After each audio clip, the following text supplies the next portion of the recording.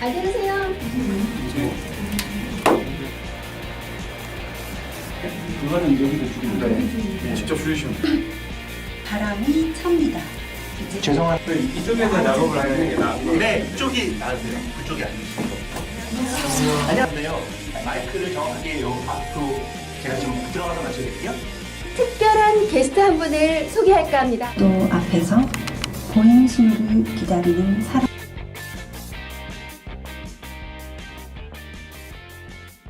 여기는 화성이다. 우리는 화성당이다. 안녕하십니까? 처음 뵙겠습니다. 화성 시민의 방송 화성당의 당대표 황유진 인사드리겠습니다. 이 방송은 화성 시민들이 만드는 화성 시민의 관심사, 이슈, 그리고 우리들의 이야기들을 전국에 알리고자 뭉친 화성인들의 방송입니다. 이 프로그램의 이름은 화성당입니다.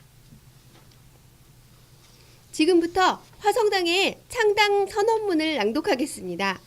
화성당의 창당 선언문.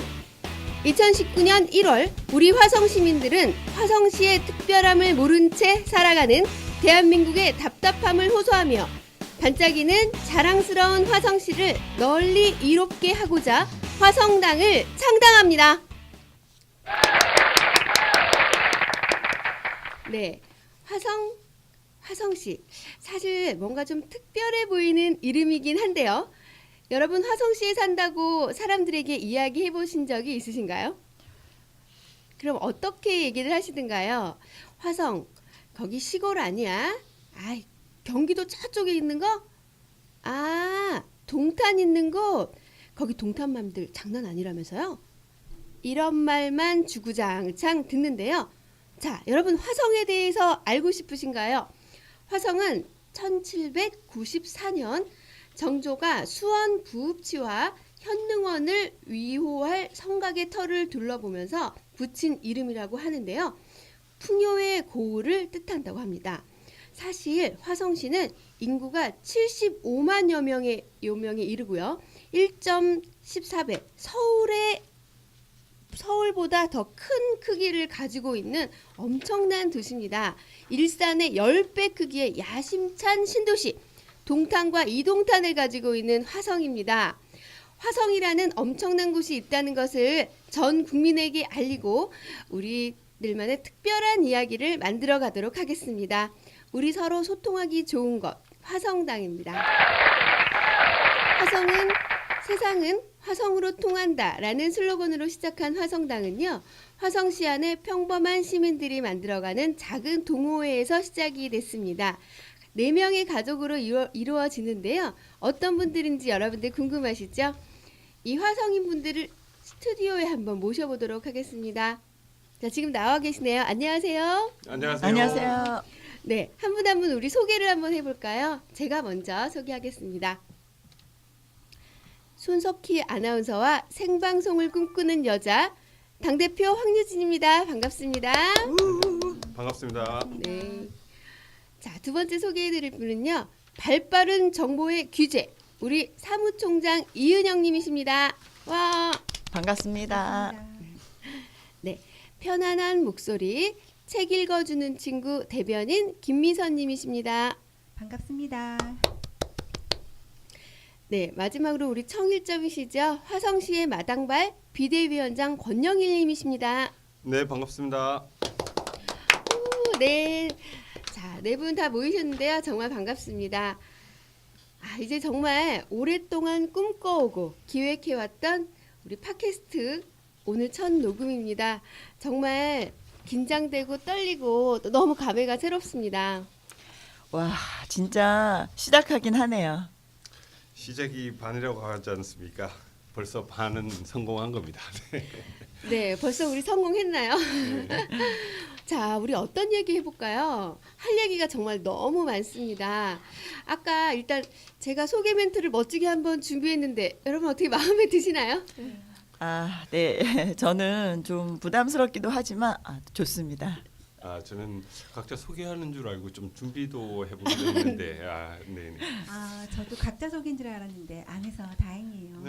그럼 권 선생님부터 해보실까요? 그럴까요? 저는 병점에 살고 있고 작은 사업을 하고 있습니다. 평소 화성시와 그리고 공공기관이 하는 일과 시민 자치와 참여에 관심이 많습니다. 사실 우리가 정치다 하면 너무 어렵게들 생각하시잖아요. 네, 그런 것 같아요. 정치라는 단어 자체가 일상적으로 쓰이는 말도 아니고 왠지 거창하게 느껴져서 나랑은 상관없고 좀 어려운 것 같아요. 사실 정치는 생활 속의 합의라고 생각합니다. 이러한 생활 속의 작은 합의들이 내 삶에 큰 영향을 끼치고 있거든요. 그 합의를 바탕으로 우리 화성시에서는 많은 시민들을 위한 행사와 혜택을 드리고 있는데 우리는 사실 관심이 별로 없는 것 같아요. 시의원 그리고 국회의원님들이 저희를 대신해서 이러한 합의를 진행하고 있는 거거든요.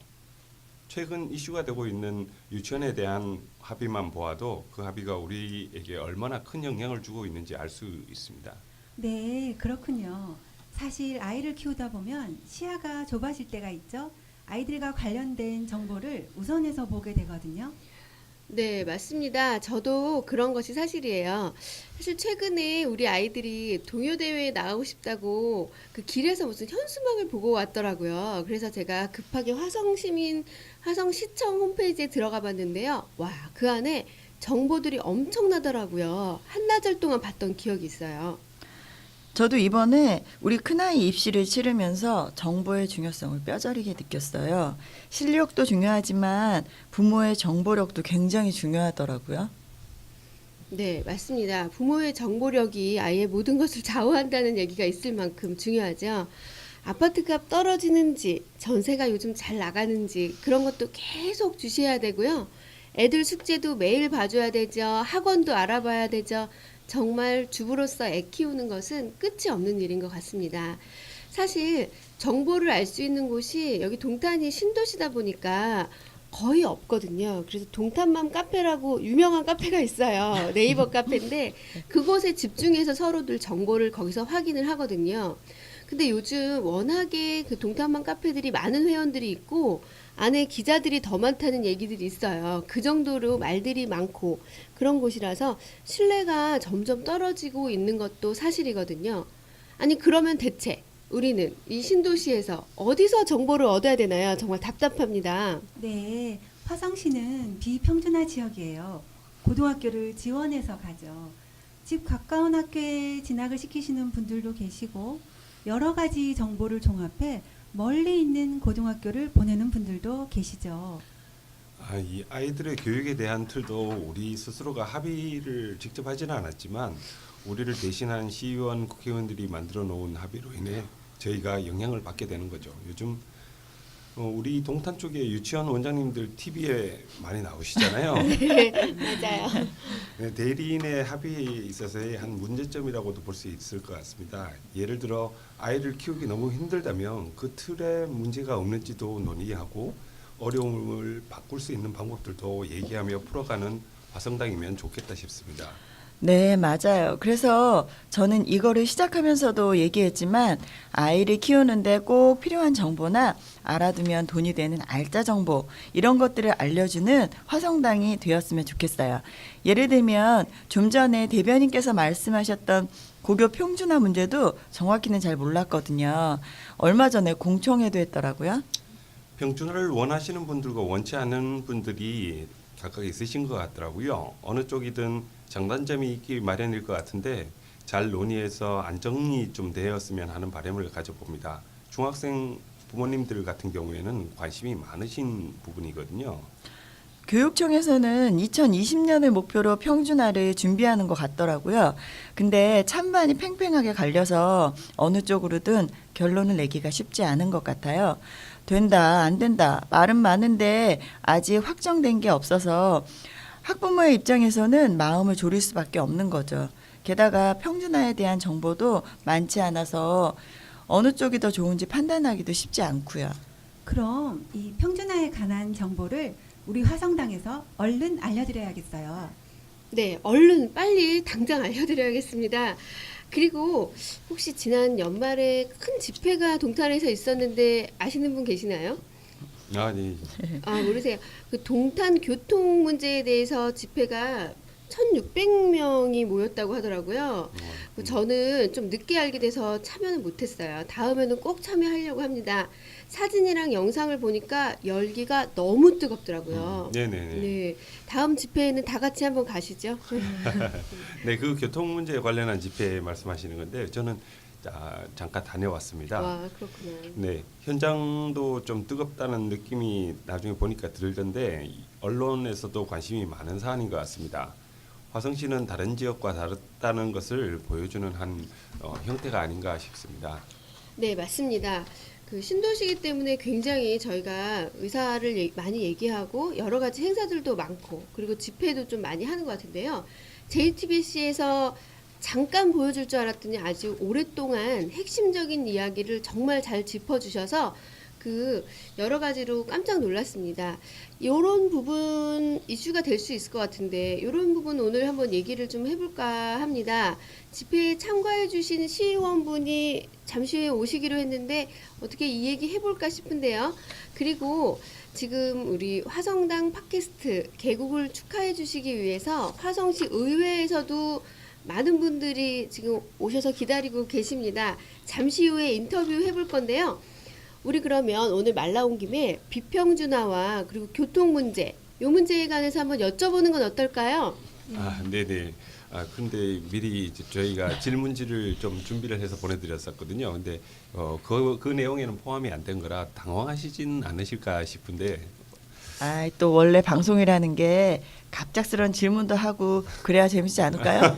네, 맞습니다. 오늘 또 시의원분들 당황하시는 모습을 보게 되겠네요. 재밌을 것 같네요. 자, 너무너무 기대됩니다. 오늘 그러면 다 같이 돌발 질문 해보는 거는 뭐 마음에 드십니까? 아, 네, 좋습니다. 좋을 것 같아요. 더 기대되네요.